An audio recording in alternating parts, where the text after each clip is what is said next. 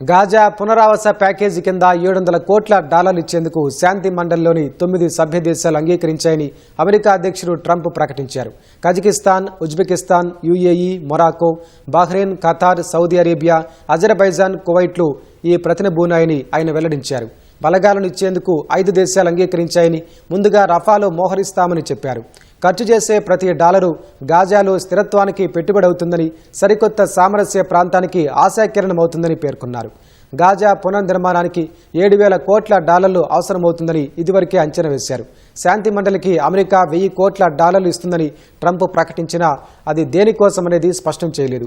ఐరాస బలపడి సక్రమంగా పనిచేసేటట్లు శాంతి మండలి చూస్తుందని ప్రారంభోపన్యాసంలో ట్రంప్ చెప్పారు. ఇది ఐరాసతో కలిసి పనిచేస్తుందన్నారు.